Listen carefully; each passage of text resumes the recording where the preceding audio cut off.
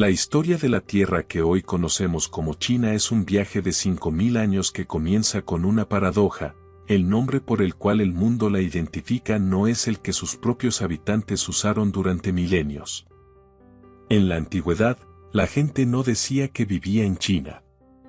Se referían a su hogar por el nombre de la familia que ostentaba el poder en ese momento. Decían la tierra de Sang o la Gran Zhou. No fue sino hasta mucho después que se consolidó el nombre de Songhuo, el estado central o el reino del centro. Para ellos, su civilización no era una nación entre muchas, sino el eje del mundo, el único punto de luz y orden rodeado por una periferia desconocida. Es fascinante notar que la palabra China en español probablemente proviene de la dinastía Qin, mientras que en otros idiomas, como el ruso, el nombre Kitai deriva del pueblo Kitán, que gobernó el norte siglos más tarde. Pero más allá de los nombres, el origen de esta cultura se hunde en un tiempo donde los hombres caminaban entre gigantes y dioses. Todo comenzó en el vacío de un huevo cósmico donde habitaba Pangu, el primer ser vivo. Al despertar, Pangu separó la luz de la oscuridad para crear el cielo y la tierra. Al morir, su cuerpo se transformó en la geografía misma de esta región, su aliento se convirtió en el viento que sopla sobre las llanuras chinas, su voz en el trueno que retumba en las montañas, y sus extremidades en los 5 picos sagrados que definen el paisaje del país. Para la mente china, la tierra no es un recurso, es el cuerpo vivo de un ancestro. Tras él, apareció Nuba, una diosa con cuerpo de serpiente que, sintiéndose sola a orillas del río Amarillo, comenzó a moldear figuras de arcilla. Los seres que hizo con sus manos, con cuidado y paciencia, se convirtieron en la nobleza, mientras que los que creó sacudiendo una cuerda mojada en barro, debido al cansancio, formaron al pueblo común. Este mito estableció desde el inicio la idea de una sociedad estructurada y jerárquica, un rasgo que definiría a esta civilización por siempre. El orden real llegó con Huangdi, el emperador amarillo, una figura que todo chino, incluso hoy, reconoce como su antepasado directo. Huangdi no fue solo un guerrero, sino el gran civilizador. Se dice que él enseñó a los hombres a construir casas, a domesticar animales y a fabricar el primer calendario para seguir los ritmos de la naturaleza. Un hecho poco recordado es que, durante la gran batalla de Zhuolu contra el monstruo Chiyou, Huangdi inventó el primer compás de la historia, un carro con una figura mecánica que siempre apuntaba al sur, permitiendo a sus tropas atravesar una niebla mágica y vencer al caos. Esta victoria simboliza el nacimiento del Estado sobre la barbarie. Sin embargo, el mayor enemigo de la antigua China no fueron las tribus enemigas, sino la fuerza indomable de la naturaleza. El río Amarillo, la cuna de esta cultura, era conocido como el dolor de China por sus inundaciones catastróficas. Aquí surge la historia de Yu el Grande, un hombre cuya perseverancia se convirtió en el ideal del carácter chino. Mientras otros intentaban detener el agua con muros que siempre terminaban cediendo, Yu pasó 13 años cavando canales para guiar el agua hacia el mar. Se cuenta que estaba tan dedicado a su labor que pasó por delante de la puerta de su casa 3 veces y, aunque escuchaba los llantos de su hijo recién nacido, nunca entró, convencido de que su deber con el pueblo era superior a su deseo personal. Este sacrificio no solo salvó a la población, sino que le otorgó el mandato para fundar la dinastía Xia, la primera de la historia china. Durante siglos, muchos pensaron que la dinastía Xia era solo una fábula moralizante. No obstante, la arqueología moderna ha dado la razón a las leyendas. En un sitio llamado Erlitou, en la provincia de Henan, se han descubierto palacios imponentes y talleres de fundición de bronce que datan de hace 4000 años. Estos restos demuestran que existió una organización estatal compleja capaz de realizar obras de ingeniería masivas, tal como describen los antiguos textos. En Erlitou nació el uso del bronce no solo para la guerra, sino para objetos rituales que conectaban a los gobernantes con el cielo. Songhuo, el reino del centro, Creció así como una isla de civilización protegida por la geografía, el Himalaya al oeste, los desiertos al norte y el océano infinito al este. Este aislamiento voluntario y forzado a la vez forjó una identidad única. Mientras otras culturas desaparecían bajo las olas de las invasiones, el núcleo de la vida china permanecía inalterable, acumulando conocimientos sobre medicina, astronomía y agricultura. Pero para que esta civilización alcanzara su verdadera madurez, necesitaba un sistema de comunicación que superara al tiempo.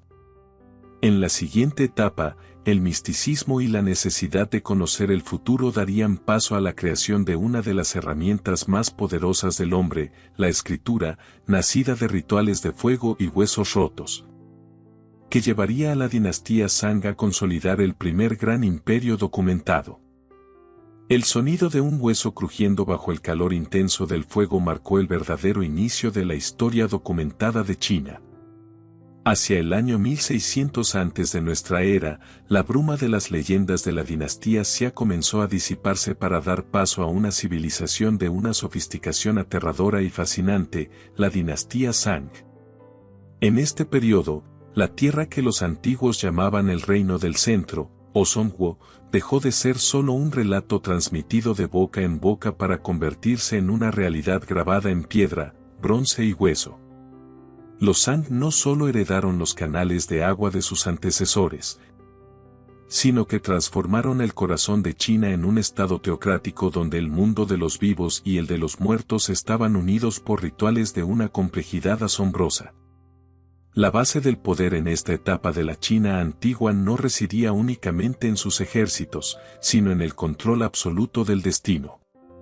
Los reyes de China de la era Shang eran, ante todo, sumos sacerdotes, puentes humanos entre la tierra y el Dios Supremo Di.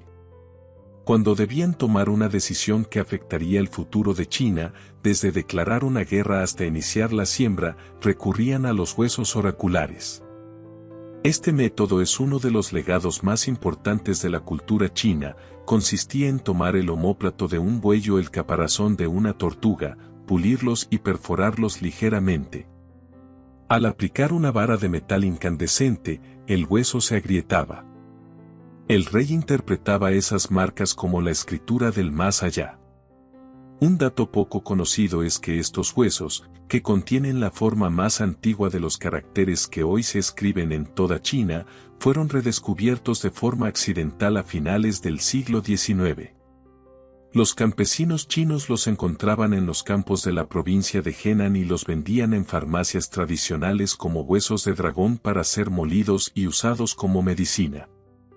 Fue gracias a un estudioso enfermo de malaria, que examinó su propia medicina, que China recuperó el registro escrito de sus ancestros más remotos. Mientras la escritura fijaba la memoria espiritual de China, el bronce forjaba su supremacía material. Para los chinos de la dinastía Shang, el bronce no era un metal para herramientas comunes, era un metal sagrado. Los artesanos de China desarrollaron una técnica única en el mundo, utilizando moldes de cerámica por secciones para crear vasijas masivas conocidas como din. Estos calderos, decorados con la máscara zoomórfica Taotie, un ser fantástico de la mitología china con ojos prominentes y sin mandíbula inferior, simbolizaban el derecho divino de gobernar el reino del centro. La posesión de estos bronces era la prueba de que el cielo respaldaba al monarca. La metalurgia china de esta época alcanzó un nivel de detalle que Europa y otras regiones solo lograrían siglos después, convirtiendo a China en el centro tecnológico del este de Asia. Sin embargo, la China de los Shang era también una sociedad de una brutalidad solemne. Su capital, Anyang, era una metrópolis rodeada por murallas de tierra apisonada tan duras como el cemento, capaces de resistir cualquier invasión. Bajo el mando del rey, una aristocracia guerrera patrullaba las fronteras de China en carros de combate de 2 ruedas, una tecnología que los chinos perfeccionaron para convertir sus llanuras en campos de velocidad mortal. Pero el rasgo más oscuro de esta era china se encontraba bajo tierra. Las tumbas reales de Anyang revelan que, cuando un rey de China moría, no se iba solo al más allá. Se practicaba el sacrificio masivo de sirvientes, guardias y concubinas, quienes eran decapitados o enterrados vivos para servir al soberano en el mundo de los espíritus. Para la mente china de entonces, la muerte era solo una mudanza de corte, y el orden social de China debía mantenerse incluso en la eternidad. En este mundo de reyes guerreros, la historia de China nos regala un hecho excepcional, la existencia de Fu Hao. Ella fue una de las esposas del rey Wuding, pero no fue una reina que permaneciera oculta en el palacio. Las inscripciones en los huesos oraculares de China cuentan que Fu Hao era una generala de élite que comandaba ejércitos de 13.000 soldados. Lideró campañas militares decisivas para expandir las fronteras de China y presidía los rituales de sacrificio más sagrados. Su tumba, descubierta intacta en 1976, contenía cientos de armas de bronce y hachas de guerra, confirmando que en el origen de la civilización china, el liderazgo y la fuerza militar no eran exclusivos de los hombres. Pero la gloria de los Zhang terminó hundiéndose en el exceso y la crueldad. El último rey de la dinastía, Di Xin, pasó a la historia china como el ejemplo máximo de la pérdida del juicio. Las crónicas narran que descuidó los asuntos de China para complacer a su favorita, la malvada Daji.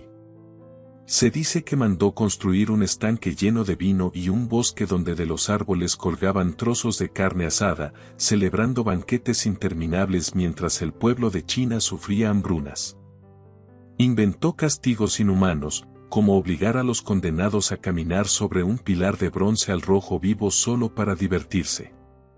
Esta desconexión total con la realidad de su gente hizo que el reino del centro se fracturara. Mientras Han Yan se perdía en la locura, una nueva fuerza en el oeste de China, los Zhou, comenzó a ganar apoyo. Para los Zhou, los Han ya no eran dignos de gobernar China.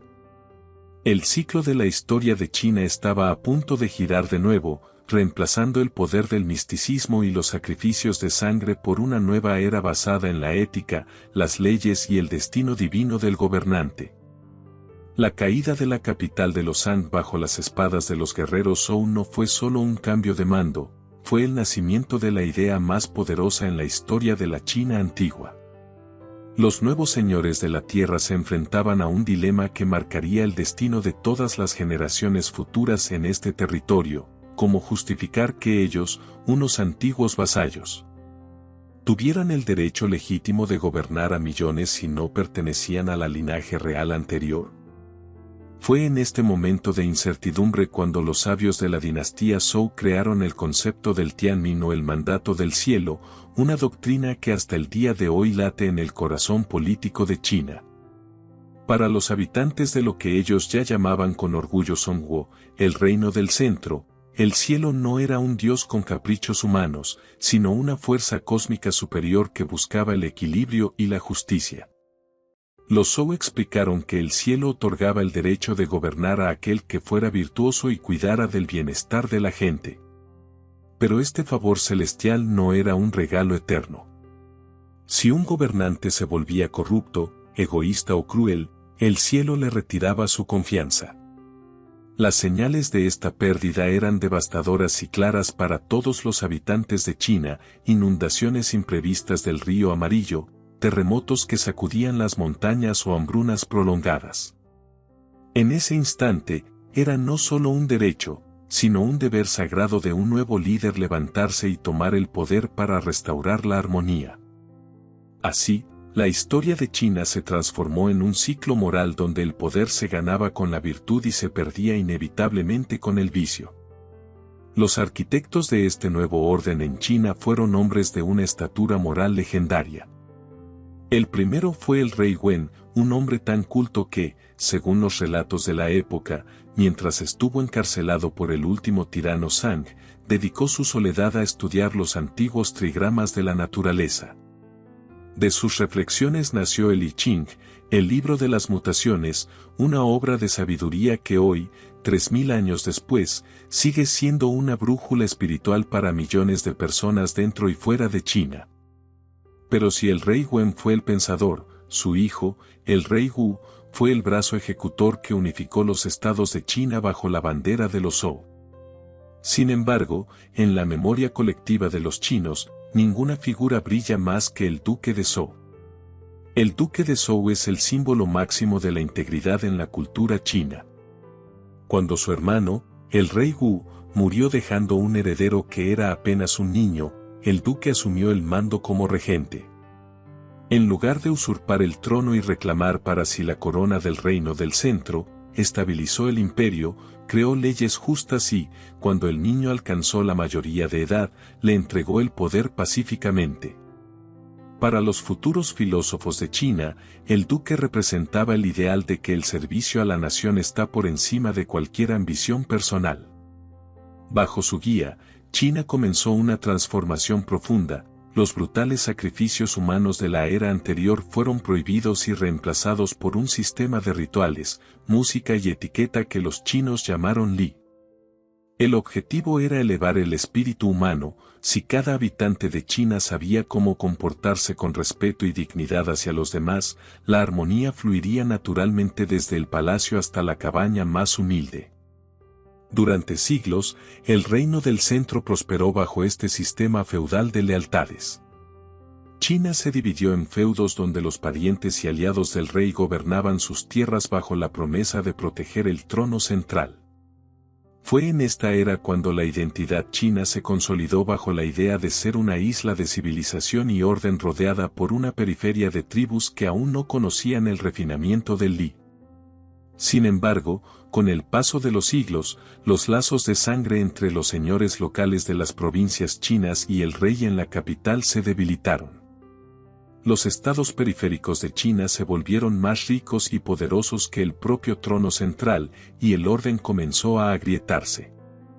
El fin de esta era dorada de los Zhou en el oeste de China llegó con una historia que parece una fábula sobre la irresponsabilidad del poder.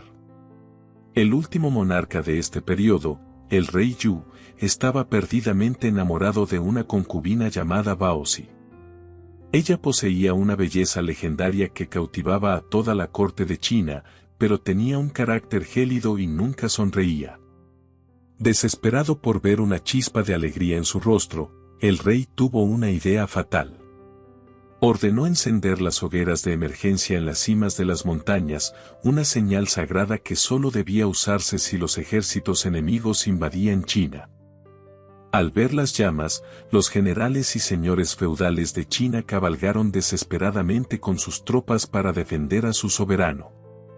Al llegar, descubrieron que no había guerra alguna, solo estaba el rey junto a Baozi, quien estalló en carcajadas al ver la confusión y el enfado de los soldados. Al rey le fascinó tanto verla reír que repitió la farsa varias veces. Pero la historia de China no perdona la burla al deber. En el año 771 antes de nuestra era, una tribu real de invasores atacó de verdad la capital. El rey encendió las hogueras con desesperación, pero ningún general de China acudió al llamado, convencidos de que se trataba de otra broma para entretener a la dama.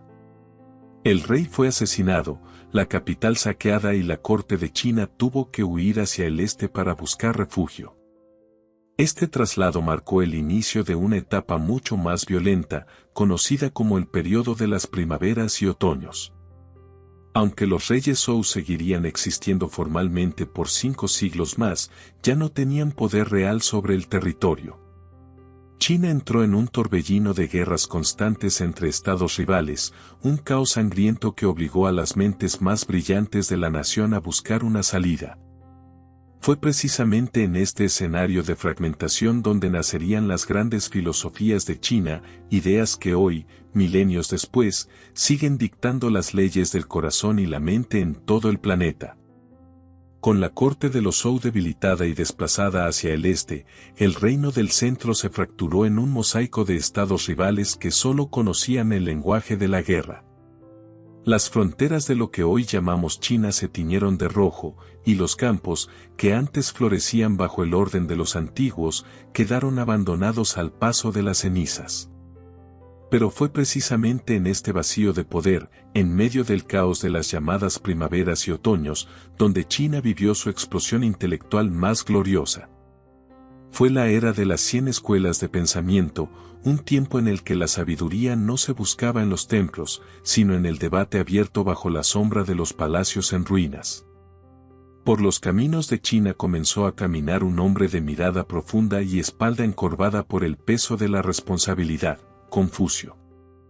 Él no era un místico, sino un funcionario que había visto cómo la traición destruía el corazón de las familias y de los reinos. Confucio no quería inventar algo nuevo, su obsesión era recuperar la armonía perdida del reino del centro. Viajó de un estado a otro por toda China, tratando de convencer a príncipes ambiciosos de que la verdadera fuerza no residía en el filo de la espada, sino en la virtud. Enseñó que un líder debe ser como un padre para su pueblo, y que la paz solo volvería a China si cada persona aceptaba su lugar en el mundo con respeto y lealtad. Para Confucio, el estudio constante y el respeto a los antepasados eran las únicas herramientas capaces de reconstruir el tejido roto de la nación. Pero mientras Confucio predicaba el orden y la jerarquía en las ciudades, en los bosques profundos de China se escuchaban otras voces. Se dice que Lao Tzu, el legendario bibliotecario de la corte, terminó tan hastiado de la corrupción de los hombres que decidió abandonar la civilización para siempre.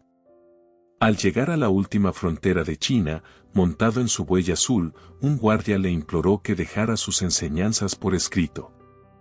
Así nació el Tao Te Ching, el libro del camino y la virtud.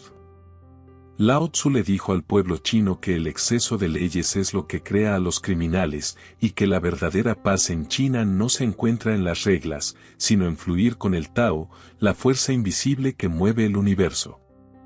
Su mensaje era el Wu Wei, la no acción, la sabiduría de ser como el agua, suave y adaptable, pero capaz de horadar la roca más dura del reino del centro. Sin embargo, en las cortes de los estados más poderosos de China, los consejeros no tenían tiempo para la poesía o la nostalgia. Surgió entonces una corriente fría y letal conocida como el ejismo. Para hombres como An Fei, la naturaleza humana en China no era buena ni noble, sino egoísta. Decían que un gobernante no debía buscar el amor de su pueblo, sino su obediencia absoluta a través del miedo. En esta visión de la historia de China, el individuo no era nada y el Estado lo era todo. Propusieron leyes tan estrictas que incluso un error menor podía costar la vida, convencidos de que solo un orden de hierro podría unificar de nuevo el territorio chino. En los mercados y plazas de China, el debate era constante. Apareció Mozi, un hombre del pueblo que vestía ropas humildes y predicaba el amor universal. Mozi odiaba las guerras de agresión entre los estados de China y creó un ejército de ingenieros y arquitectos que viajaban por el país ofreciendo sus servicios de defensa a los reinos más pequeños, para que nadie pudiera ser conquistado por la fuerza. Al mismo tiempo, maestros de la estrategia como Sun Tzu escribían tratados sobre el arte de la guerra que aún hoy asombran al mundo.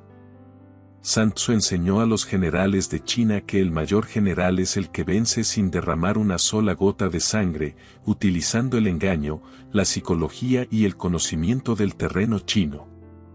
Esta fue una época en la que China funcionaba como un inmenso laboratorio de ideas. Los sabios no escribían para la posteridad, sino para salvar su propio presente. Cada escuela de pensamiento era un intento desesperado por responder a una sola pregunta: ¿cómo detener la masacre y devolver la grandeza al reino del centro? No había una sola respuesta, y esa competencia de mentes fue lo que forjó el carácter de cada habitante de China. La disciplina de Confucio, la libertad de Lao Tzu y la astucia de Sun Tzu se mezclaron para siempre en el alma de la civilización. Pero mientras los filósofos discutían en las academias, un cambio oscuro y silencioso se gestaba en el oeste de China. En el reino de Yin, los gobernantes habían dejado de escuchar a los poetas para abrazar por completo la disciplina implacable de los legistas.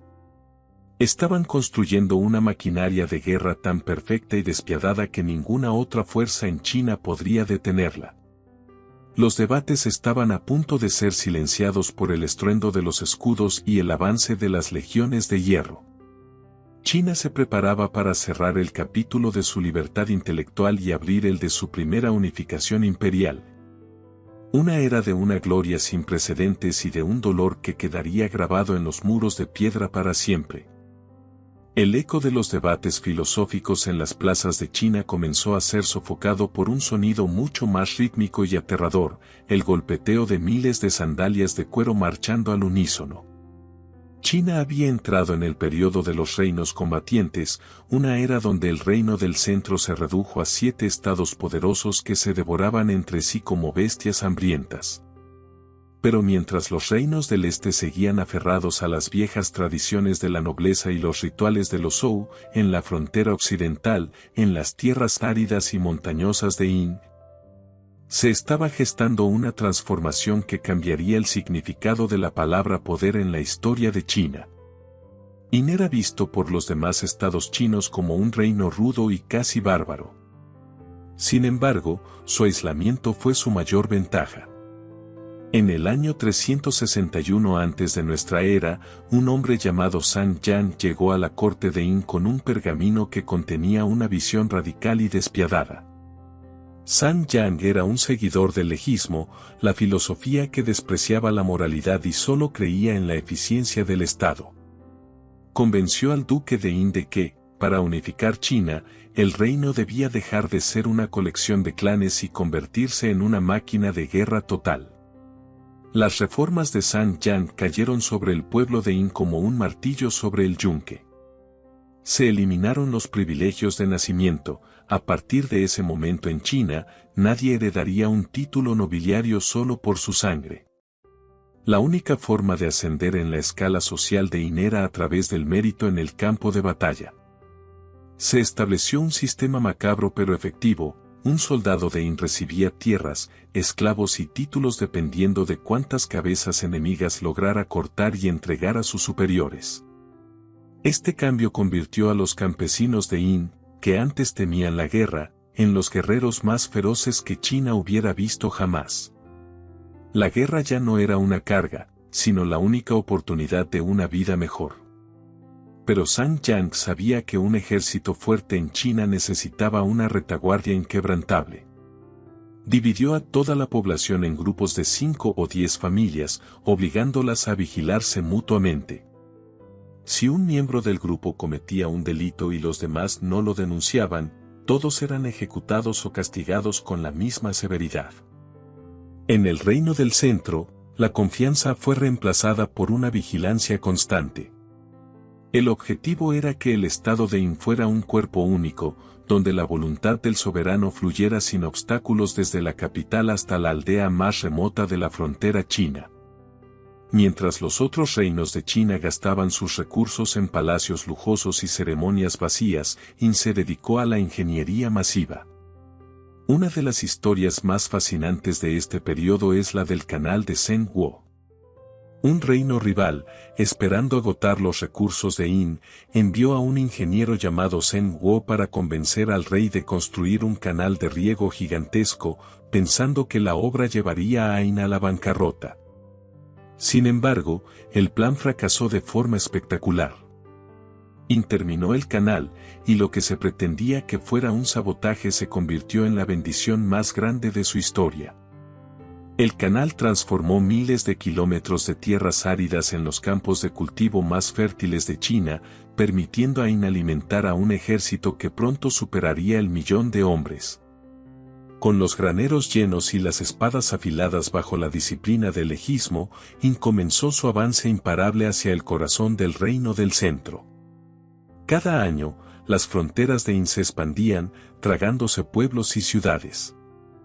Los soldados de Yin eran conocidos en toda China como los guerreros tigres y lobos, hombres que entraban en combate sin cascos, impulsados por una sed de gloria y recompensas que ningún otro ejército chino podía igualar. La diplomacia en China se volvió irrelevante, y no buscaba aliados, buscaba súbditos. A medida que los otros 6 estados caían uno tras otro bajo el peso de las falanges de bronce y hierro, el paisaje de China comenzó a cambiar. Los muros que antes separaban a las pequeñas aldeas fueron derribados, y en su lugar, comenzó a levantar las primeras versiones de lo que más tarde sería un muro continuo para protegerse de los nómadas del norte. La vieja China de los rituales elegantes y los duques bondadosos estaba muriendo bajo el filo de las hachas legistas. San Yang, el arquitecto de esta maquinaria, terminó siendo víctima de su propio sistema implacable, ejecutado por la misma nobleza que él había humillado. Pero su legado ya era indestructible. Qin había creado un modelo de Estado centralizado que China nunca olvidaría. El reino del centro estaba a punto de dejar de ser un campo de batalla de muchos dueños para convertirse en la propiedad personal de un solo hombre. Un hombre que no se conformaría con ser un rey más de la historia de China, sino que reclamaría un título que resonaría por la eternidad, marcando el nacimiento de la China imperial. La era de la fragmentación había terminado, el tiempo del primer emperador estaba a punto de estallar sobre la tierra como un relámpago. En el año 221 antes de nuestra era, el estruendo de los carros de guerra se detuvo por primera vez en siglos. El reino del centro ya no era un rompecabezas de estados sangrientos, ahora pertenecía a un solo hombre. Jin Zheng, el rey de Qin, había logrado lo que todos consideraban imposible, unificar bajo su puño toda la extensión de China. Pero un hombre que había conquistado el mundo conocido no podía conformarse con el título de rey. Para marcar el inicio de una nueva era en la historia de China, creó un término que fusionaba la majestuosidad de los dioses y los sabios antiguos, Huangdi. Así nació la figura del primer emperador, Qin Shi Huang, el hombre que le dio a China su nombre y su estructura, pero también su primer gran trauma. El primer emperador entendía que para que China fuera eterna, no bastaba con derribar las murallas de sus enemigos, debía derribar las barreras que separaban las mentes de los chinos. En un esfuerzo de organización sin precedentes, Qin Shi Huang impuso la estandarización absoluta. Decretó que en toda China se usara la misma moneda de cobre con un agujero cuadrado en el centro, los mismos pesos y medidas para el comercio, y algo que resultó ser el pegamento definitivo de la civilización china. Una escritura única. Antes de él, cada estado de China escribía de forma distinta, después de él, un habitante del sur y uno del norte podían no entenderse al hablar, pero podían leer los mismos edictos imperiales. Incluso los ejes de las carretas fueron estandarizados para que todos los vehículos de China pudieran circular por los mismos surcos en las nuevas carreteras imperiales que comenzaban a irradiar desde su capital, Xianyang. Pero el orden de Qin Shi Huang no conocía la piedad. Bajo el consejo de su ministro Li Si, el emperador decidió que el pasado era un estorbo para el futuro de China. En el año 213 antes de nuestra era, ordenó la quema de miles de libros de filosofía, historia y poesía, temiendo que las ideas de Confucio o los antiguos sabios alimentaran la rebelión. Un año después, se dice que mandó enterrar vivos a más de 400 eruditos que se atrevieron a criticar sus métodos. Para el emperador, China debía ser una página en blanco donde solo se escribiera su ley. Miles de familias fueron desplazadas para construir obras públicas monumentales, siendo la más famosa la unión de las antiguas fortificaciones del norte para crear la primera versión de la Gran Muralla China. Esta muralla original no era de piedra labrada como la que vemos hoy, sino de tierra apisonada y juncos. Construida sobre los huesos de los miles de trabajadores que murieron por el cansancio y el frío extremo de las fronteras de China. A medida que su poder sobre la tierra de China se volvía absoluto, su miedo a la muerte creció de forma obsesiva. Qin Shi Huang no quería ser solo el dueño de la historia de China, quería ser el dueño del tiempo. Envió expediciones navales hacia las islas del este, convencido de que allí encontraría a los inmortales y su elixir de vida eterna. En su palacio, comenzó a consumir píldoras de mercurio preparadas por sus alquimistas, creyendo que este metal líquido le otorgaría la inmortalidad. Irónicamente, fue el mercurio lo que empezó a devorar su mente y su cuerpo, sumiéndolo en la paranoia. Se movía por una red de pasadizos secretos para que nadie supiera en qué habitación dormía, temiendo que los asesinos lo encontraran en la oscuridad de la noche china. Si no podía vivir para siempre, el emperador decidió que su imperio debía continuar bajo tierra. En las faldas del monte Li, ordenó la construcción de un mausoleo que era una réplica exacta de su imperio. Una de las historias más asombrosas que la arqueología confirmó siglos después es que su tumba contenía ríos y mares de mercurio que fluían mecánicamente, bajo un techo decorado con perlas que representaban las estrellas del cielo de China. Para proteger su sueño eterno, mandó crear el ejército de terracota, más de 8.000 soldados de arcilla, cada uno con un rostro único, armados con ballestas y espadas reales, formados en perfecta formación de batalla para enfrentar a los enemigos en el más allá. Lo que pocos saben es que originalmente estas estatuas estaban pintadas con colores vibrantes, representando la gloria multicolor de la corte de Yin antes de que el tiempo y el polvo las volvieran grises. El final del primer emperador fue tan dramático como su reinado. En el año 210 antes de nuestra era, mientras realizaba un viaje de inspección por el este de China, la muerte finalmente lo alcanzó. Sus consejeros, temiendo que la noticia provocara una guerra civil inmediata, decidieron ocultar su fallecimiento. Colocaron el cadáver del hombre que unificó China en un carruaje y, para disfrazar el hedor de la descomposición durante el largo viaje de regreso a la capital, ordenaron que varios carros cargados de pescado podrido escoltaran el convoy imperial. Así, el primer gran soberano de la China unificada regresó a su palacio rodeado por el olor de la putrefacción, mientras los funcionarios falsificaban edictos en su nombre. La dinastía Qin, que el emperador juró que duraría 10.000 generaciones, se desmoronó apenas 3 años después de su muerte. El peso de los impuestos, los trabajos forzados y la crueldad del legismo provocaron una explosión de rabia en toda China que ninguna legión pudo contener. Sin embargo, el molde de China ya estaba hecho. Aunque el imperio de hierro de Yin Shi Huang fue breve, la idea de una China unificada, con una sola lengua y una administración central, se volvió indestructible.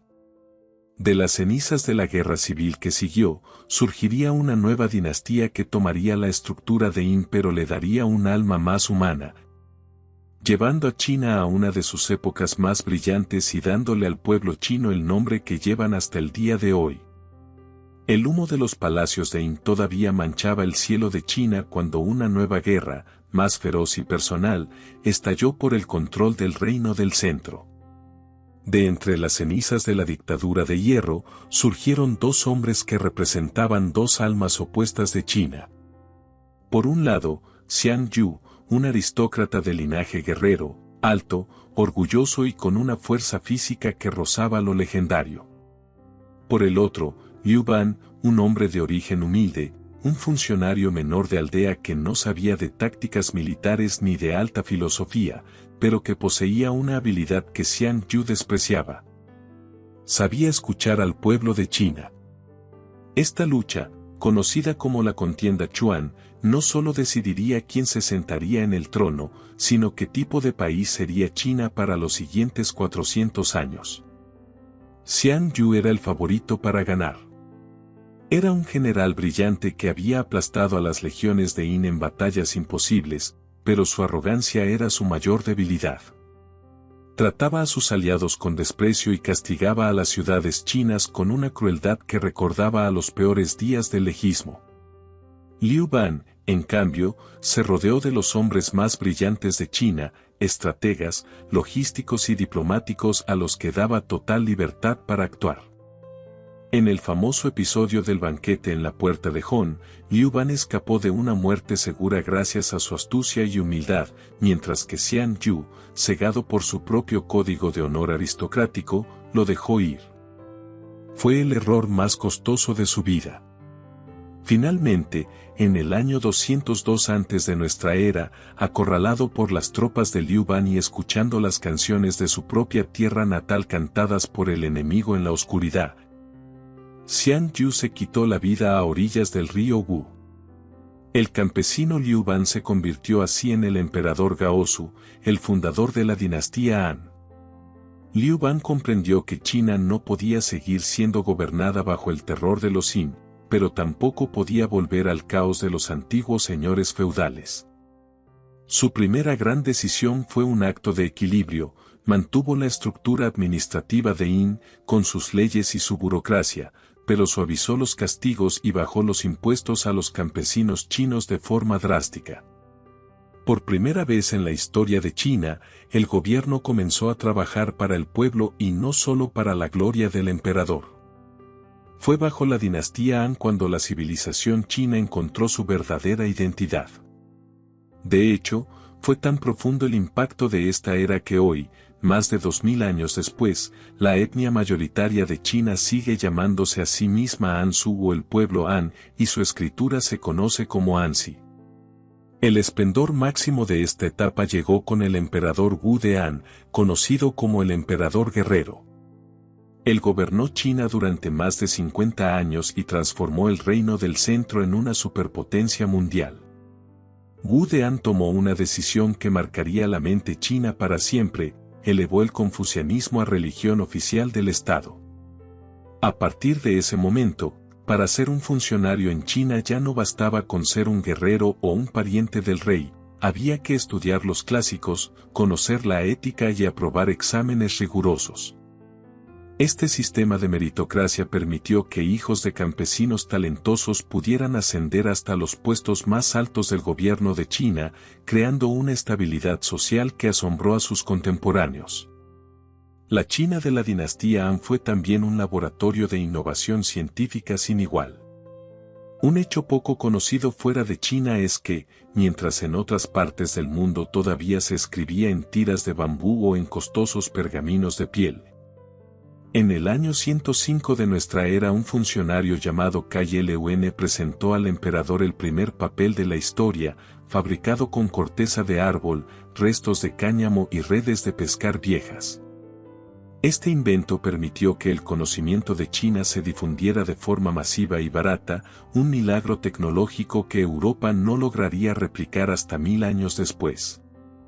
Además, los científicos chinos de la era Han inventaron el primer sismógrafo del mundo, una urna de bronce con dragones y ranas capaz de indicar la dirección exacta de un terremoto a cientos de kilómetros de distancia, permitiendo al emperador enviar ayuda a las provincias afectadas de China mucho antes de que llegaran las noticias a caballo. La vida en la corte de Han era un espectáculo de lujo y misticismo. Se creía que el emperador era el vínculo directo entre el cielo y la tierra, y por ello, los entierros reales eran monumentales. Uno de los hallazgos más asombrosos de la arqueología china son los trajes de jade que vestían los príncipes Han al morir. Eran armaduras hechas con miles de pequeñas placas de jade unidas con hilos de oro, bajo la creencia de que esta piedra sagrada evitaría la descomposición del cuerpo y preservaría el alma en el más allá. El jade, más valioso que el oro para los chinos, representaba la pureza y la inmortalidad. Pero el emperador Wu no se conformó con dominar el interior de China. Miró hacia las fronteras y envió a sus ejércitos contra los Xiongnu, los feroces nómadas del norte que habían acosado a China durante siglos. Para financiar estas guerras y las grandes obras públicas, el Estado Han tomó el control total sobre la producción de sal y hierro en China, convirtiéndose en el primer monopolio económico de la historia. Fue durante estas campañas cuando un enviado imperial llamado San Qian realizó un viaje épico hacia el oeste, descubriendo reinos desconocidos y caballos de una velocidad increíble. Sin saberlo, San Qian estaba trazando los primeros mapas de lo que pronto sería la red comercial más importante de la historia de la humanidad. El reino del centro estaba a punto de abrir sus puertas al mundo exterior, conectando la seda de China con el oro de Roma y cambiando para siempre la economía del planeta. La nación Han ya no era solo una región unificada, se había convertido en un imperio cosmopolita que miraba al horizonte con una curiosidad insaciable. Mientras las legiones del emperador Wu Dean consolidaban las fronteras de China, un hombre cabalgaba hacia lo desconocido, cargando sobre sus hombros el destino comercial del mundo. Su nombre era San Qian. En el año 138 antes de nuestra era, partió de la capital de China con una misión diplomática, pero terminó convirtiéndose en el primer explorador chino en abrir las venas de un continente. Capturado por los nómadas Xiongnu, San Qian pasó 10 años como prisionero en las estepas, pero nunca olvidó su lealtad al reino del centro. Cuando finalmente logró escapar, no regresó de inmediato a China, siguió avanzando hacia el oeste, cruzando desiertos donde el calor derretía el espíritu y montañas tan altas que los viajeros las llamaban el techo del mundo. Al regresar a China 13 años después, San Qian trajo noticias que asombraron a la corte. Existían civilizaciones avanzadas que nunca habían oído hablar de China, pero que estaban sedientas de sus productos. Este fue el nacimiento de la Ruta de la Seda, aunque en aquel entonces nadie en China la llamaba así. Para los chinos, era simplemente el camino hacia el oeste, una red de senderos polvorientos que conectaba las ciudades imperiales de China con mercados tan lejanos como Persia, la India y, finalmente, las orillas del Mediterráneo. Pero el motor que movía este intercambio no era solo la curiosidad, sino un secreto que China protegió con una ferocidad implacable: la seda. Durante milenios, solo los chinos supieron que esa tela suave, brillante y resistente provenía del capullo de un pequeño gusano que se alimentaba de hojas de morera. El gobierno de China impuso leyes draconianas para proteger este monopolio. Sacar huevos de gusano de seda o semillas de morera fuera de las fronteras de China se castigaba con una muerte lenta y pública. Para el resto del mundo, la seda de China era un misterio divino. En el Imperio Romano, los senadores y las damas de la alta sociedad se obsesionaron tanto con este tejido que los historiadores romanos se quejaban de que el oro de Roma fluía hacia China en cantidades alarmantes, debilitando su propia economía. Los romanos, que no conocían el nombre de Zhongguo, empezaron a llamar a China Sérica, que significa literalmente la tierra de la seda. Pero la Ruta de la Seda no solo sacaba productos de China, traía consigo tesoros que cambiarían la vida cotidiana del pueblo chino para siempre.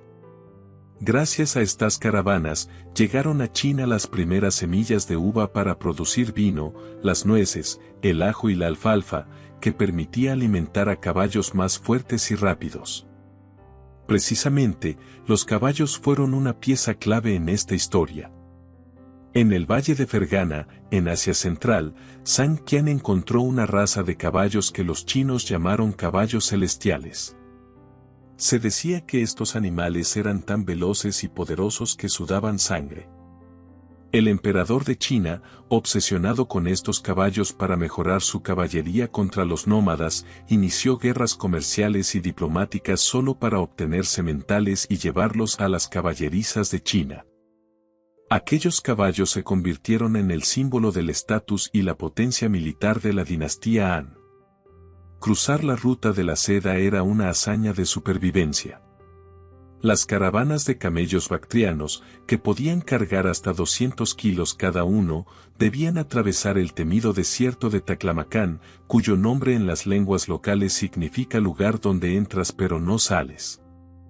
Los comerciantes chinos y extranjeros se agrupaban en caravanserais, que eran pequeñas fortalezas en medio del desierto donde podían descansar, beber agua y protegerse de los bandidos que acechaban las fronteras de China. En estos lugares, la lengua de China se mezclaba con el griego, el sánscrito y el persa. No era solo un intercambio de seda por oro o de especias por jade, era el mayor laboratorio de ideas que la humanidad había visto hasta entonces. Fue a través de estos caminos que una nueva forma de entender el mundo comenzó a filtrarse hacia China, el budismo. Monjes viajeros procedentes de la India trajeron consigo sutras grabados en hojas de palma, contando la historia de un príncipe que había encontrado la iluminación. Al principio, los chinos, educados en el confucianismo y el orden familiar, vieron el budismo con extrañeza. Sin embargo, la promesa de paz interior y el fin del sufrimiento resonaron profundamente en el alma de China, especialmente durante los periodos de crisis. Con el tiempo, los artistas de China empezaron a tallar gigantescas estatuas de Buda en las cuevas de Mogao y Longmen, fusionando el arte indio con la estética china y creando algunos de los monumentos más impresionantes del patrimonio mundial. La ruta de la seda también trajo a China conocimientos científicos avanzados. Los astrónomos chinos intercambiaron mapas estelares con los sabios de Persia, y las técnicas químicas chinas para fabricar pólvora primitiva o papel comenzaron su largo viaje hacia el oeste. Un dato poco conocido es que, durante la era Han, China ya exportaba hierro de alta calidad que era muy valorado en el mundo romano, conocido allí como hierro de los Ceres o hierro cérico. A medida que el comercio prosperaba, las ciudades costeras de China también empezaron a conectarse por mar, creando una ruta de la seda marítima que unía el sur de China con el sudeste asiático y la costa africana. China se había convertido en el corazón de un sistema global. El reino del centro ya no estaba aislado tras sus montañas. Era una potencia cosmopolita donde las monedas de oro romanas circulaban en los mercados de la capital y donde las religiones extranjeras convivían con los templos de los ancestros chinos. Sin embargo, toda esta riqueza y apertura dependía de una China unificada y fuerte. Cuando el poder de la dinastía Han comenzó a debilitarse debido a las intrigas de la corte y las rebeliones campesinas, la seguridad de las rutas comerciales se desmoronó. El imperio más brillante de su tiempo estaba a punto de fracturarse, dando paso a una era de generales legendarios y estrategias militares que se convertirían en la base de la literatura y la mitología de China para siempre. El camino de la seda se llenaría de sombras, y China se preparaba para vivir su periodo más romántico pero también más sangriento. Hacia finales del siglo II, el esplendor de la dinastía Han comenzó a marchitarse desde su propio corazón. En los pasillos del Palacio Imperial de China, el poder ya no estaba en manos del emperador, sino de los eunucos de la corte, funcionarios que manipulaban la voluntad de soberanos débiles mientras el reino del centro se hundía en la corrupción. En las provincias de China, los campesinos morían de hambre y las plagas devastaban las aldeas. Fue en este clima de desesperación donde surgió un místico llamado San Hui, quien proclamó que el cielo azul de los Han estaba muerto y que un nuevo cielo amarillo debía nacer. Así estalló la rebelión de los turbantes amarillos, un levantamiento masivo que incendió China de norte a sur. Para detener la masacre, el gobierno imperial cometió un error fatal, otorgó un poder inmenso a los generales locales. Cuando la rebelión fue finalmente aplastada, los generales ya no estaban dispuestos a devolver el mando. China ya no tenía un dueño, tenía muchos. En medio de este desorden, tres figuras gigantescas emergieron para reclamar el destino de China. El primero fue Cao Cao, un general de una inteligencia brillante y una ambición despiadada. Cao Cao tomó bajo su control al último emperador Han, usándolo como un títere para legitimar sus conquistas en el norte de China. Era un hombre que creía que era mejor ser temido que amado, y su lema era famoso en todo el reino del centro: prefiero traicionar yo al mundo, antes que dejar que el mundo me traicione a mí. Bajo su mando, el norte de China se convirtió en una maquinaria militar disciplinada y poderosa. Frente a la frialdad de Cao Cao, apareció Liu Bei, un hombre que afirmaba ser descendiente lejano de la familia real de China. Liu Bei no tenía tierras ni ejércitos al principio, pero poseía una reputación de bondad y honor que atraía a los corazones más nobles de China. La leyenda más querida de esta época narra el juramento del Jardín de los Melocotoneros, donde Liu Bei se unió a dos guerreros legendarios, Guan Yu y San Fei. En medio de las flores rosadas de un jardín en primavera, los tres hombres juraron ser hermanos de sangre y luchar juntos para salvar a China de la ruina. Guan Yu, con su larga barba y su enorme alabarda, se convirtió en el símbolo eterno de la lealtad en China, siendo adorado siglos después como un dios de la guerra y la justicia. El tercer gran actor de este drama chino fue San Wan, un joven líder que heredó el control de las tierras del sur, protegidas por las aguas profundas del río Yangtze. San Wan sabía que la geografía de China era su mejor aliada. Mientras el norte de China era tierra de caballos y llanuras, el sur de China era tierra de barcos y marineros. San Wan se rodeó de generales expertos en la guerra naval, decidido a convertir el río Yangtze en una barrera infranqueable para las ambiciones de Cao Cao. El choque definitivo entre estas fuerzas ocurrió en el invierno del año 208, en un lugar que China recordará por siempre, los acantilados rojos. Cao Cao, con una flota de barcos encadenados entre sí y un ejército que supuestamente sumaba 1.000.000 de hombres, avanzó hacia el sur decidido a unificar toda China bajo su mando. Liu Bei y San Wan, superados en número, formaron una alianza desesperada.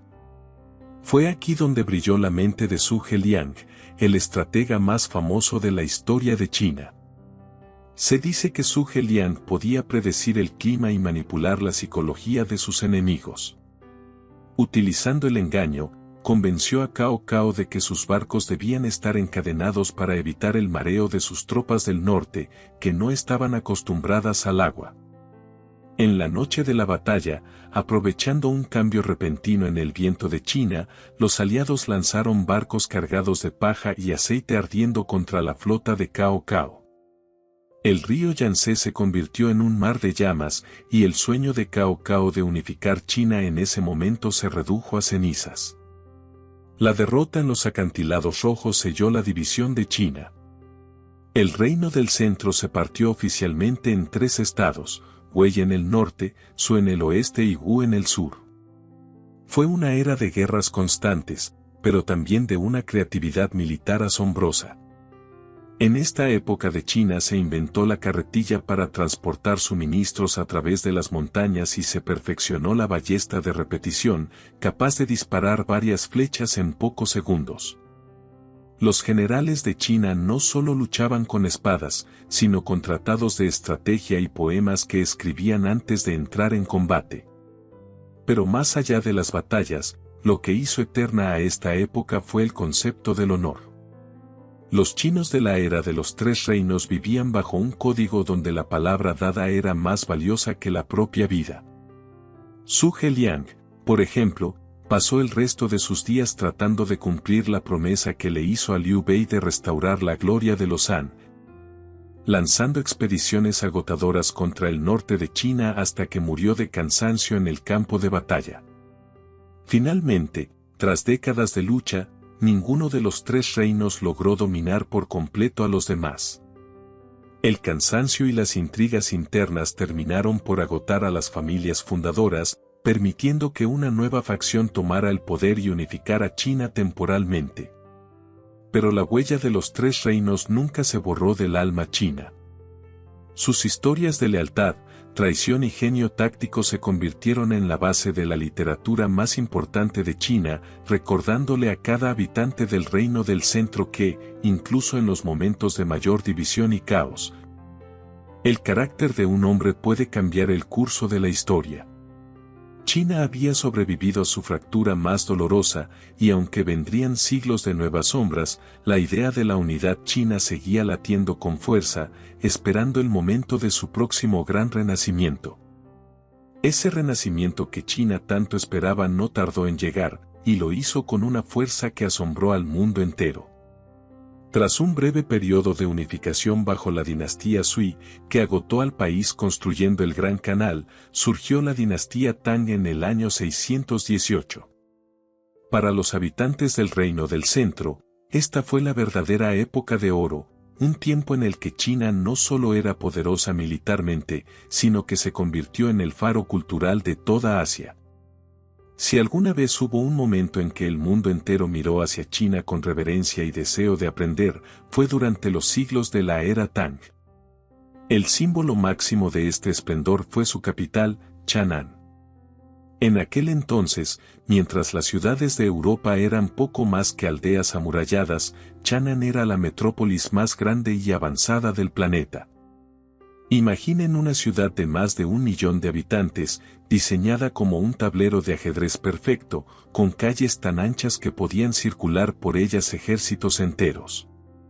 Chang'an era una ciudad cosmopolita donde se hablaban docenas de lenguas.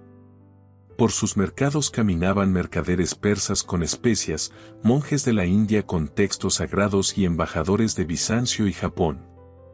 China era el corazón de una red global, y en Chang'an se podía encontrar cualquier producto, desde joyas de Asia Central hasta las telas más finas del sur de China.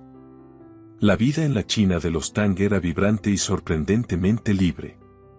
Un hecho que a menudo se olvida es la posición de la mujer en esta época.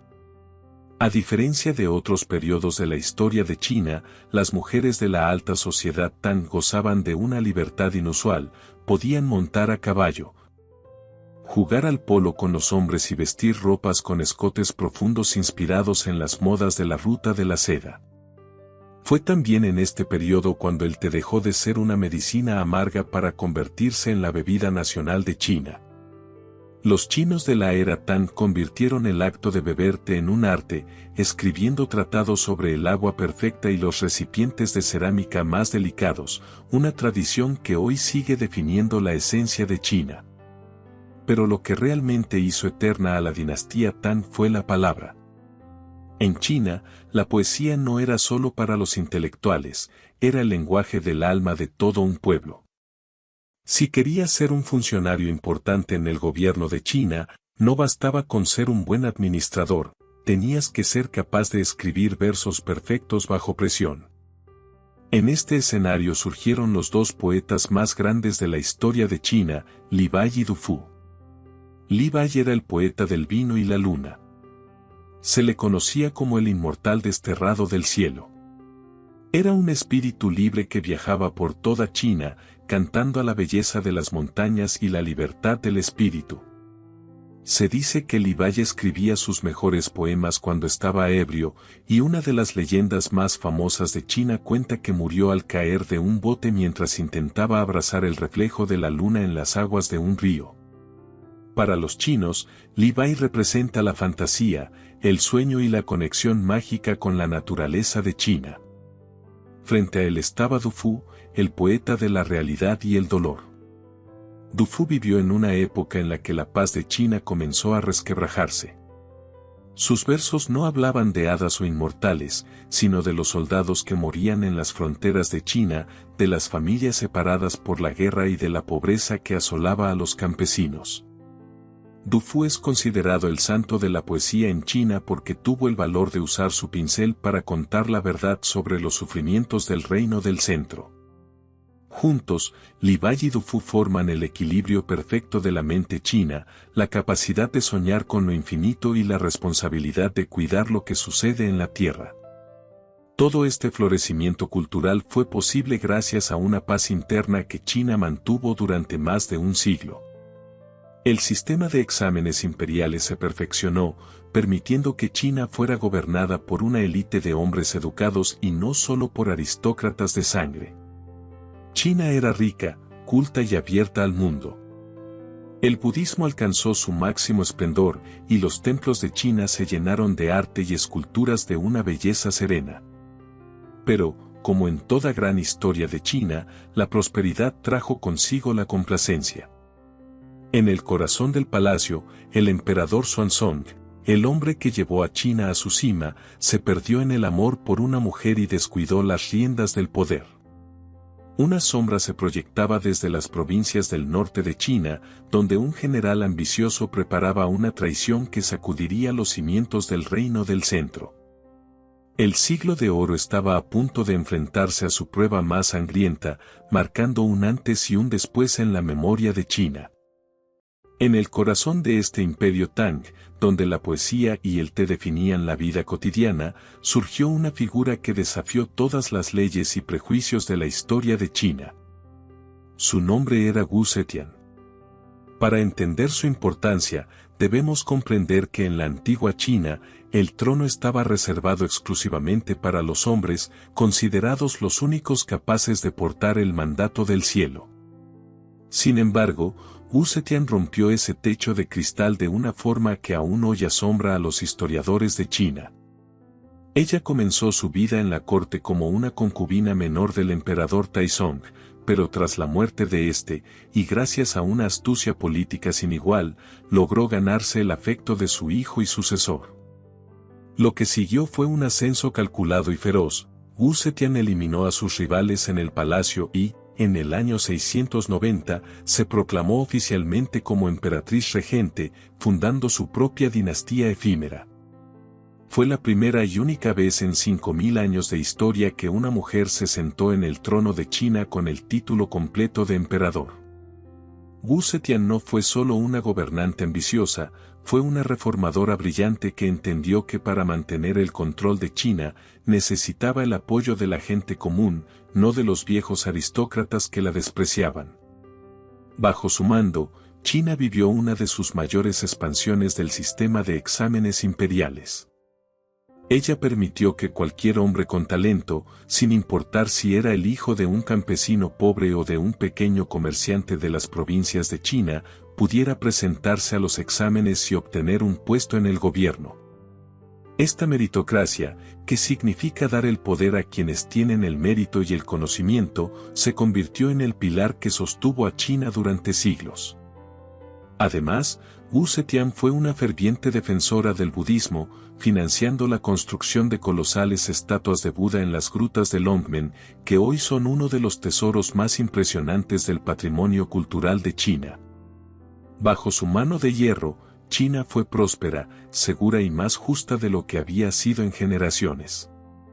Pero la historia de China, como un río caudaloso, siempre tiene periodos de calma que preceden a las tormentas más devastadoras. Tras el retiro de Wu Zetian, el reino del centro alcanzó su máximo esplendor bajo el emperador Xuanzong. Fue una época de lujo sin precedentes, donde la música y el arte florecieron en cada rincón de China.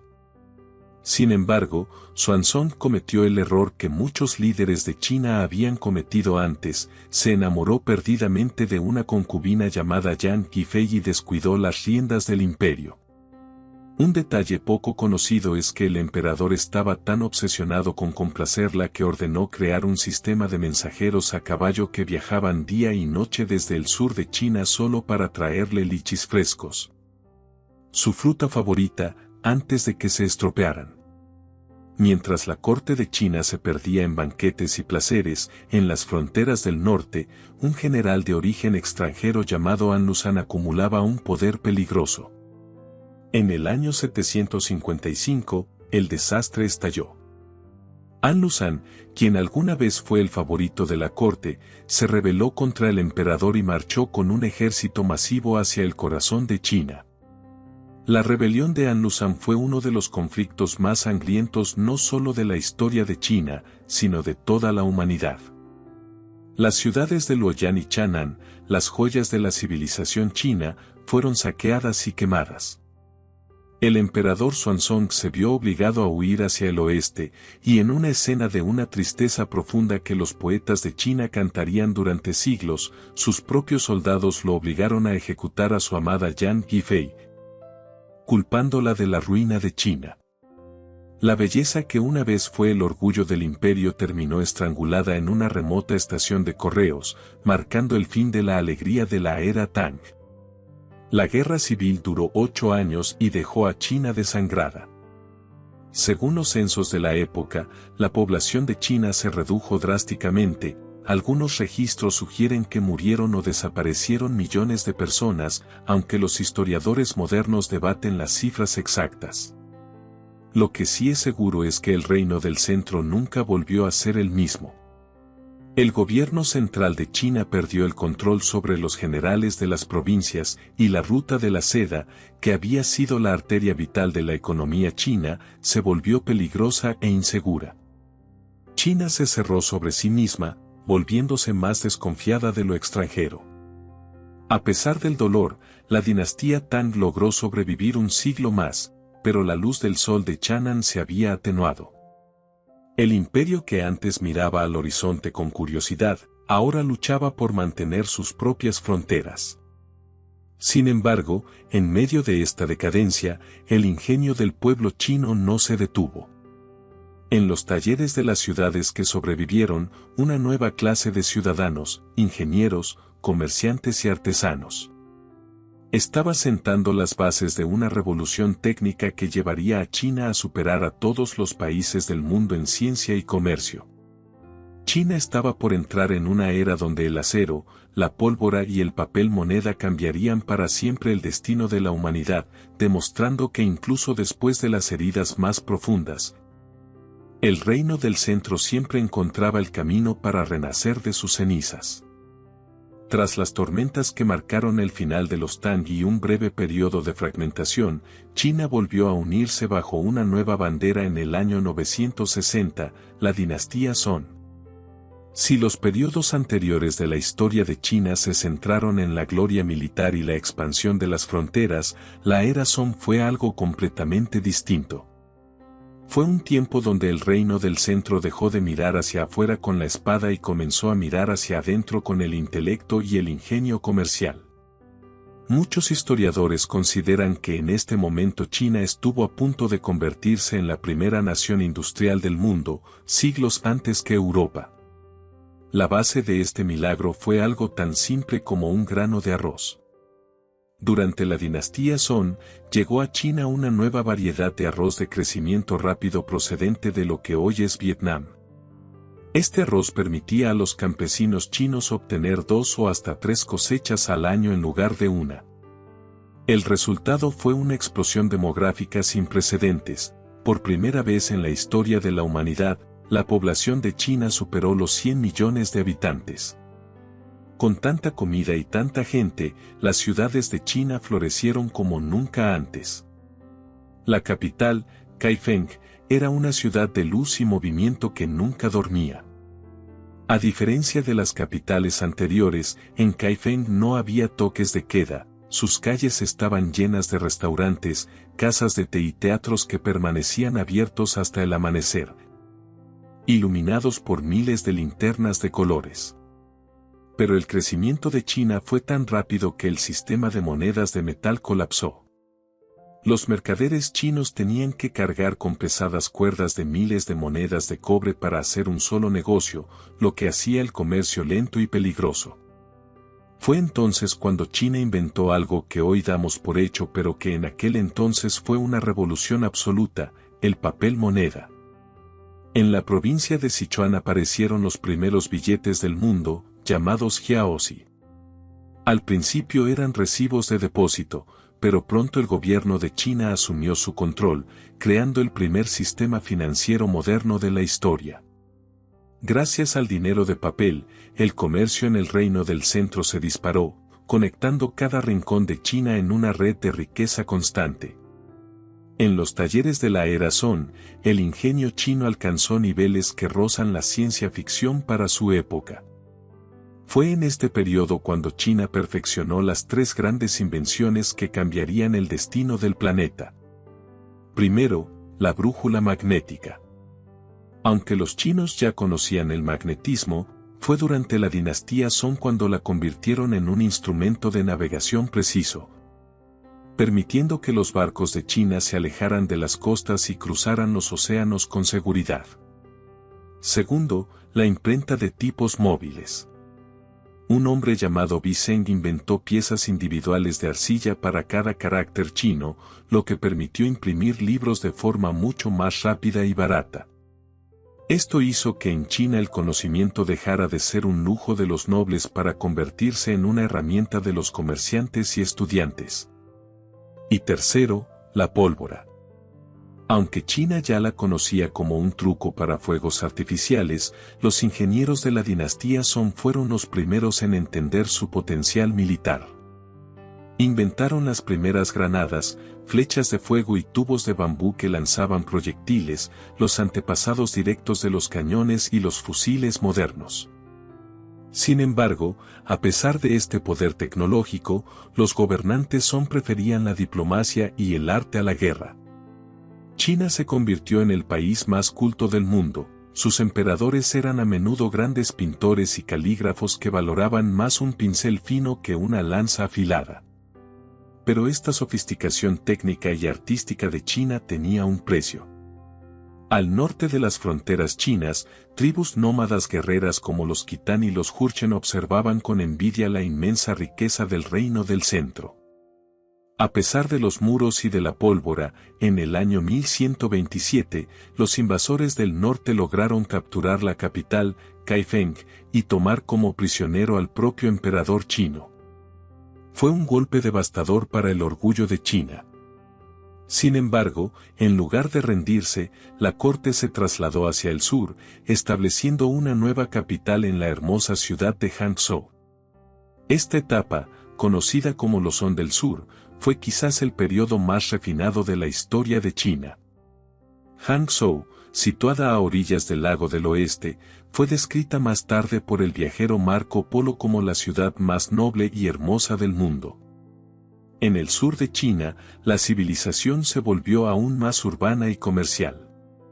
Los barcos chinos dominaban los mares desde Japón hasta África, exportando seda, té y una cerámica tan fina y blanca que el mundo simplemente empezó a llamarla China.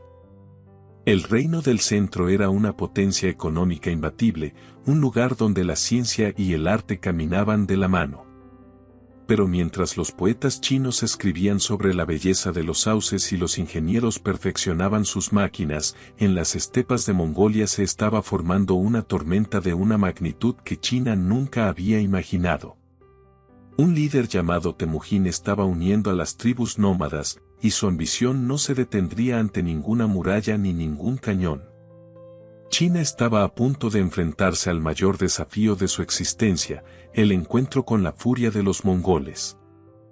El estruendo de los cascos de los caballos mongoles no era como nada que los habitantes de China hubieran escuchado jamás. A diferencia de otros invasores que buscaban saquear y marcharse, los mongoles, liderados primero por el genio militar de Gengis Khan y luego por su nieto Kublai Khan, venían a quedarse.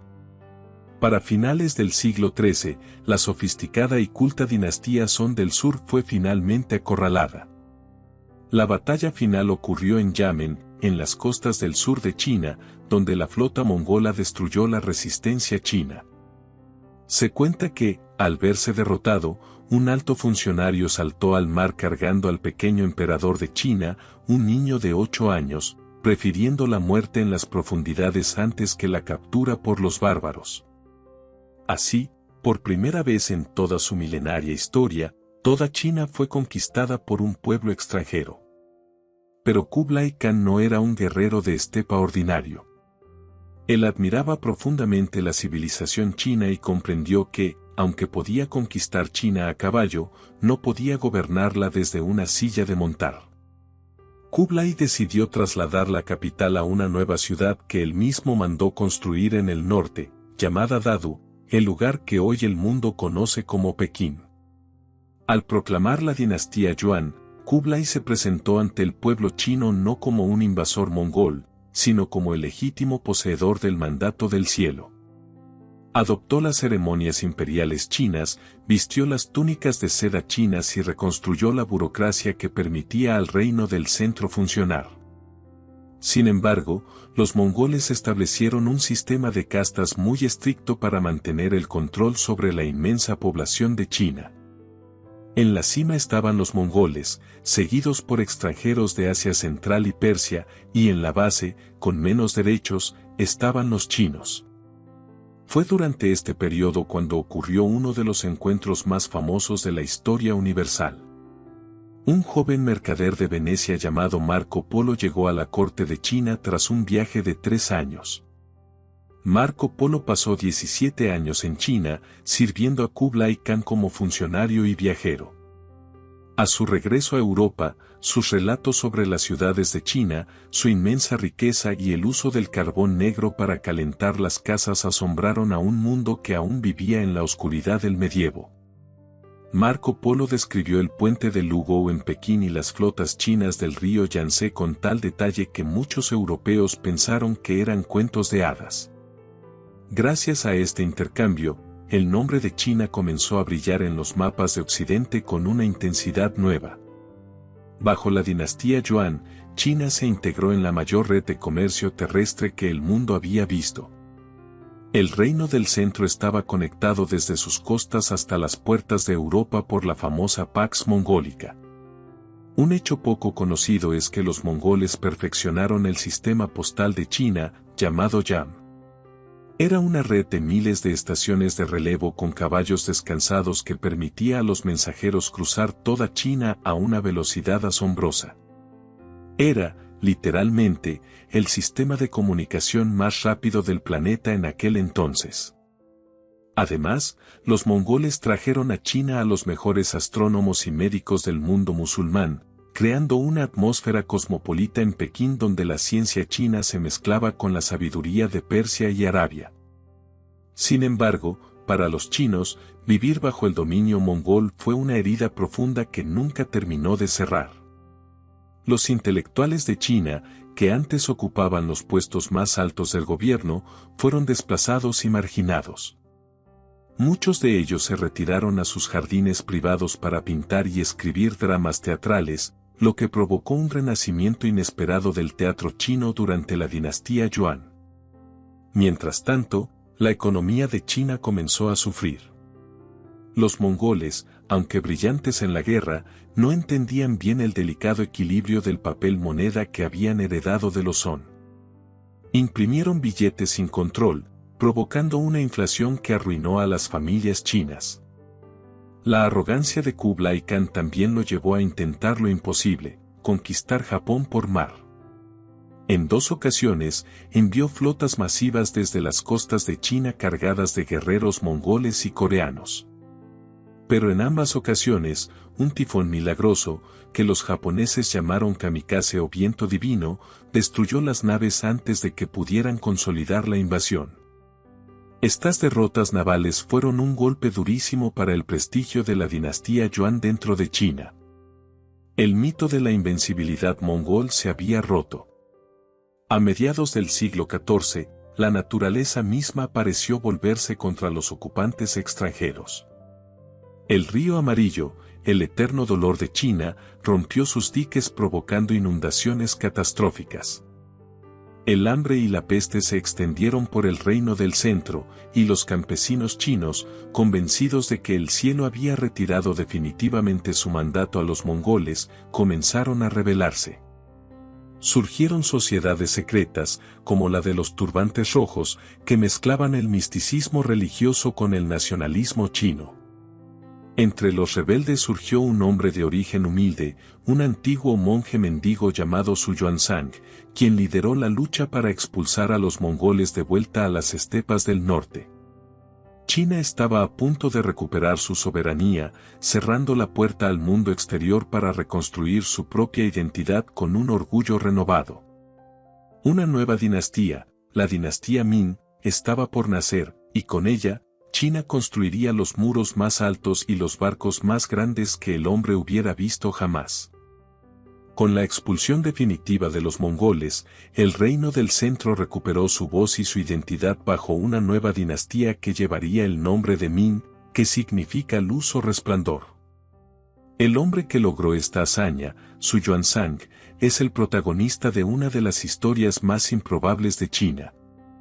Nacido en la pobreza más extrema, Su fue un campesino huérfano y un monje mendigo antes de convertirse en un líder rebelde y, finalmente, en el emperador Hongwu.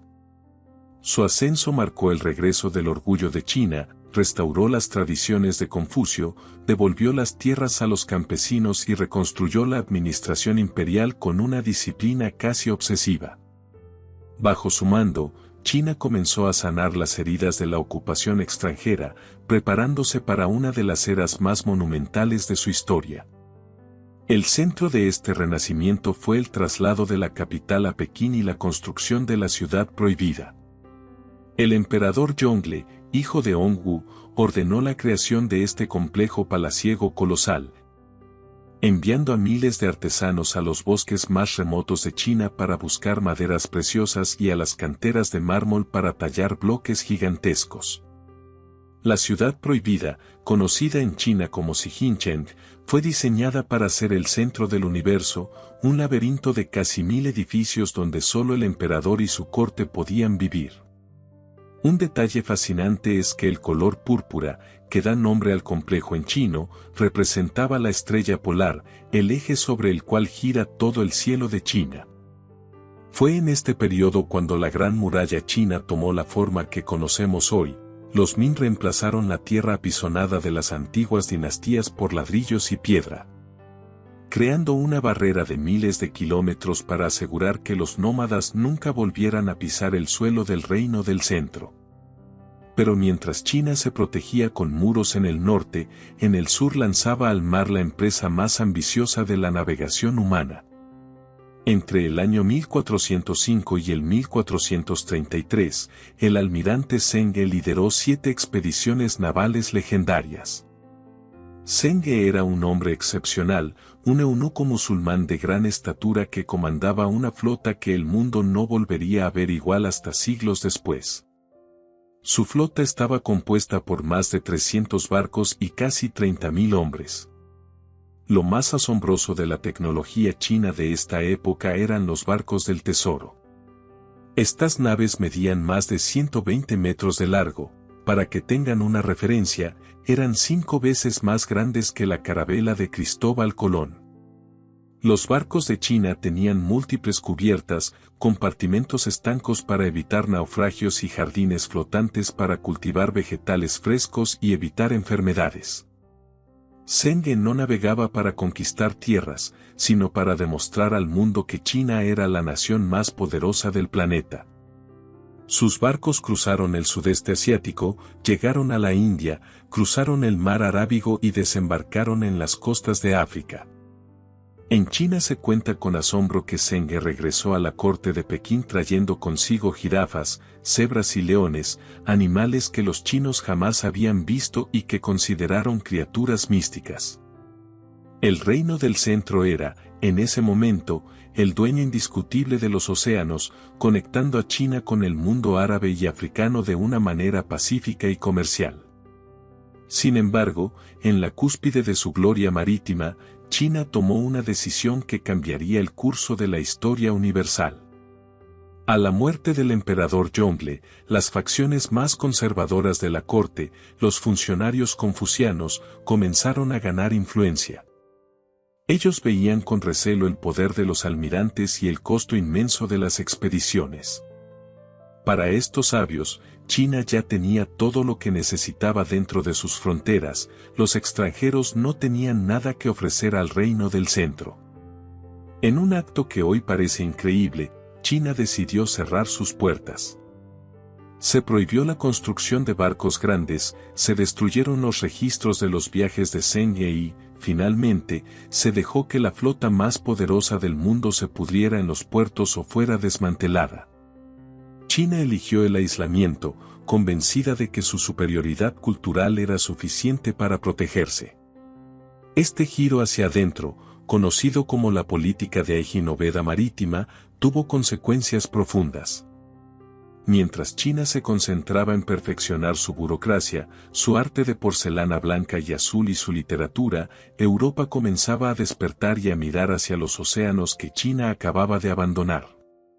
Los Ming lograron un periodo de estabilidad y belleza sin igual, donde la cultura china alcanzó un refinamiento exquisito, pero al detener su avance tecnológico y naval, China comenzó a perder el ritmo de un mundo que estaba cambiando rápidamente. El reino del centro se convirtió en una joya preciosa pero estática, protegida por muros y leyes antiguas. A finales de la dinastía Ming, el sistema comenzó a mostrar grietas. La corrupción en la ciudad prohibida, las malas cosechas y el peso de una población cada vez mayor llevaron a revueltas internas. En 1644, ante el avance de un ejército rebelde, el último emperador Ming se quitó la vida en los jardines de su propio palacio. Pero la amenaza real no venía de los rebeldes internos, sino de los guerreros del noreste, de las tierras de Manchuria. Los manchúes estaban listos para cruzar la Gran Muralla y fundar la última dinastía de China, una que llevaría al reino del centro a su mayor expansión territorial. Pero también al encuentro más doloroso y traumático con las potencias de Occidente que ya navegaban hacia sus costas con cañones y ambiciones de hierro. Mientras las cenizas de la dinastía Ming terminaban de enfriarse, una nueva fuerza descendía desde las tierras frías y boscosas del noreste. Eran los manchúes, guerreros nómadas que, tras cruzar la Gran Muralla, fundaron la dinastía Qin, la última de la historia de China. Al principio, el pueblo chino vio a estos nuevos gobernantes como invasores extranjeros, pero los manchúes fueron astutos, en lugar de destruir la cultura de China, la abrazaron por completo. Adoptaron las enseñanzas de Confucio y mantuvieron la burocracia imperial, presentándose como los verdaderos protectores del reino del centro. Sin embargo, impusieron una marca de sumisión que todo hombre en China debía llevar: el peinado de trenza larga con la frente afeitada. Durante siglos, negarse a llevar este peinado en China no era solo una cuestión de moda, sino un acto de traición que se pagaba con la muerte. Bajo esta mano de hierro y seda, China entró en uno de sus periodos de mayor expansión y riqueza. El siglo XVIII fue testigo de lo que muchos llaman la paz manchú. Bajo el mando de emperadores legendarios como Kangxi, que gobernó China durante 61 años, y su nieto Qianlong, el reino del centro alcanzó su máxima extensión territorial, dominando el Tíbet, Mongolia y Taiwán. En este momento, China era la nación más rica y poblada del planeta, representando casi un tercio de la economía mundial. Los palacios de Pekín se llenaron de arte exquisito, y la seda y el té de China se convirtieron en los objetos más deseados por las élites de Europa. Pero fue precisamente este éxito lo que sembró las semillas de la tragedia.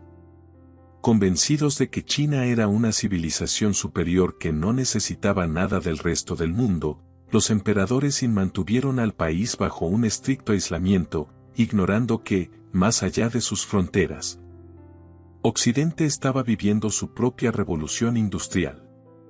El choque entre estos dos mundos ocurrió de la forma más inesperada y oscura, a través de una planta. Para finales del siglo XVIII, Gran Bretaña compraba cantidades masivas de té a China, pero los chinos solo aceptaban plata pura como pago, negándose a comprar productos británicos. Para frenar la fuga de plata, los comerciantes británicos comenzaron a introducir ilegalmente en China una droga altamente adictiva, el opio, cultivado en sus colonias de la India. Lo que comenzó como un negocio turbio se convirtió rápidamente en una epidemia nacional.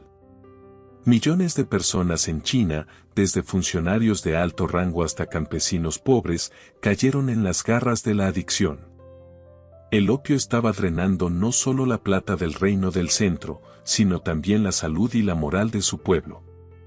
En el año 1839, el emperador envió a un funcionario incorruptible llamado Lin Sexu a la ciudad de Cantón para detener el tráfico de la droga. Lin Sexu tomó una decisión valiente, confiscó y destruyó más de 1000 toneladas de opio británico. Un dato poco conocido es el método que utilizó.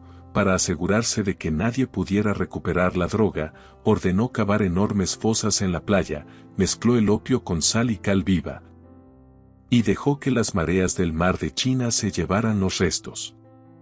Fue un acto de soberanía nacional, pero para el Imperio Británico fue la excusa perfecta para declarar la guerra. La primera guerra del opio fue un despertar brutal para China. El reino del centro, que durante milenios había confiado en sus muros y su número de soldados, se enfrentó por primera vez a la tecnología moderna de Occidente. Los barcos de vapor británicos, armados con cañones de largo alcance, navegaron por los ríos de China destruyendo las defensas imperiales con una facilidad aterradora. Las flechas y los antiguos mosquetes chinos nada pudieron hacer contra los rifles de precisión. China fue derrotada y obligada a firmar el Tratado de Nankín, el primero de los llamados tratados desiguales. Por primera vez en su historia, China tuvo que ceder territorio, entregando la isla de Hong Kong, abriendo sus puertos al comercio extranjero y pagando indemnizaciones millonarias. Pero la humillación externa fue solo el comienzo de los dolores de China. La debilidad del gobierno provocó una de las guerras civiles más sangrientas de la historia de la humanidad, la rebelión Taiping. Un hombre llamado Hong Xiuquan, convencido de que era el hermano menor de Jesucristo, lideró un ejército de campesinos desesperados que buscaban derrocar a los manchúes y crear un reino celestial. El conflicto duró 14 años y se estima que le costó la vida a más de 20 millones de chinos, destruyendo ciudades enteras y dejando el campo de China en ruinas. Mientras China se desangraba internamente, las potencias extranjeras continuaron presionando. Francia, Rusia, Alemania y Japón aprovecharon la debilidad del reino del centro para arrebatarle más territorios y derechos comerciales. Para finales del siglo XIX, China parecía un pastel repartido entre extraños. El orgullo de la nación estaba por los suelos. Hubo intentos desesperados por modernizar el país, como el movimiento de autofortalecimiento, pero la resistencia de la corte imperial, liderada por la poderosa emperatriz viuda Cixi, frenó los cambios necesarios. China estaba atrapada entre un pasado glorioso que ya no existía y un futuro incierto que no terminaba de nacer. El mandato del cielo, que había sostenido a las dinastías de China durante 3000 años, se estaba desvaneciendo rápidamente. El reino del centro se preparaba para su transformación más radical, el fin de los emperadores y el nacimiento de una república que lanzaría a China a un siglo de revoluciones, caos y, finalmente, un renacimiento que asombraría de nuevo al mundo entero. El siglo de las humillaciones terminó por quebrar los cimientos de la China imperial. En el año 1912, un niño de apenas 6 años llamado Puyi se vio obligado a abdicar al trono en la ciudad prohibida, marcando el fin de más de 2000 años de imperio. China ya no tenía un emperador que mediara entre el cielo y la tierra. El hombre que lideró este cambio fue Sun Yat-sen, un médico educado en el extranjero que soñaba con transformar al reino del centro en una república moderna y democrática. Pero el camino hacia la paz en China sería largo y estaría empedrado de tragedias. Tras la caída de los Qin, el país se fragmentó de nuevo, generales locales, conocidos como los señores de la guerra, se repartieron las provincias de China como si fueran su propiedad personal, sumiendo al pueblo en un caos que recordaba a las épocas más oscuras de la antigüedad. En este escenario de fragmentación surgió una lucha épica por el alma de China. Por un lado, el Partido Nacionalista, liderado por Chiang Kai-shek, buscaba unificar el país bajo un orden centralizado. Por otro, un joven bibliotecario llamado Mao Zedong comenzó a movilizar a los campesinos chinos con las ideas del comunismo. Lo que siguió fue una cruenta guerra civil que duró décadas. Uno de los episodios más asombrosos de esta lucha es la Larga Marcha, en 1934, huyendo de las tropas nacionalistas. El ejército de Mao recorrió 10.000 kilómetros a pie a través de montañas nevadas y pantanos mortales de China. De los 80.000 hombres que comenzaron el viaje, solo 8.000 llegaron con vida a su destino. Pero fue en este sacrificio donde se forjó el liderazgo de Mao y donde la revolución china encontró su fuerza definitiva. Sin embargo, antes de que los chinos pudieran resolver sus diferencias, un enemigo externo volvió a cruzar sus fronteras. En 1937, Japón lanzó una invasión a gran escala, ocupando gran parte del este de China. El sufrimiento del pueblo chino durante la Segunda Guerra Mundial fue inmenso. Ciudades enteras fueron devastadas y millones de personas perdieron la vida en la resistencia. Tras la derrota de Japón en 1945, la guerra civil entre nacionalistas y comunistas se reanudó con una ferocidad renovada. Finalmente, el 1 de octubre de 1949, Mao Zedong se detuvo en la puerta de Tiananmen en Pekín y proclamó ante una multitud el nacimiento de la República Popular China. Chiang Kai-shek y sus seguidores se refugiaron en la isla de Taiwán, marcando una división que aún hoy define la política de la región. La China de Mao fue un periodo de transformaciones radicales y experimentos sociales dolorosos. Se buscó industrializar el país rápidamente y eliminar las viejas jerarquías. Pero movimientos como el Gran Salto Adelante y la Revolución Cultural sumieron al Reino del Centro en periodos de hambruna y agitación social extrema. Los jóvenes de China, organizados como guardias rojos, destruyeron templos y libros antiguos, intentando borrar el pasado para construir un hombre nuevo. Fueron años de aislamiento y rigidez ideológica, donde China se cerró de nuevo al mundo exterior. Pero tras la muerte de Mao en 1976, China tomó un nuevo rumbo que nadie en Occidente fue capaz de predecir. Un hombre pequeño de estatura pero de una visión pragmática inmensa, Deng Xiaoping, tomó las riendas del poder. Deng comprendió que China no podía seguir siendo pobre. Su famosa frase resume su pensamiento: no importa si el gato es blanco o negro, lo importante es que cace ratones. Con esta mentalidad, China comenzó su política de reforma y apertura. Se crearon zonas económicas especiales, como Shenzhen, que en menos de 40 años pasó de ser una pequeña aldea de pescadores a convertirse en una megaciudad tecnológica con más rascacielos que Nueva York. China abrió sus puertas a la inversión extranjera, convirtiéndose en la fábrica del mundo.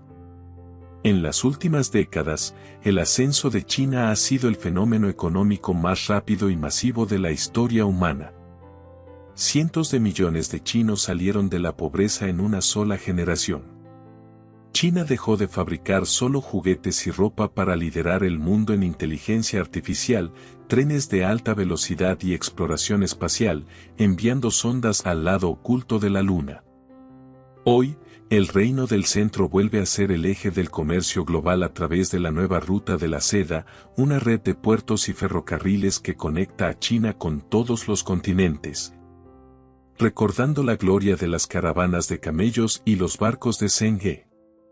Al mirar hoy las ciudades iluminadas de China, es fácil olvidar que bajo el asfalto y el cristal siguen latiendo 5000 años de historia. China ha vuelto a su lugar natural, el centro de la escena mundial.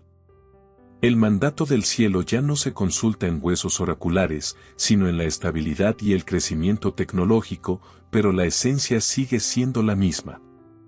La civilización que nació en las orillas del río Amarillo, que sobrevivió a invasiones nómadas, a la furia de los mongoles y a la agresión de los imperios occidentales, ha demostrado una vez más su capacidad infinita de renacer. China no es solo un país que ha cambiado, es una civilización que ha regresado a casa para reclamar su futuro. El Reino del Centro ha despertado, y el mundo entero observa con asombro cómo se escribe el próximo capítulo de la historia más larga y fascinante de la humanidad.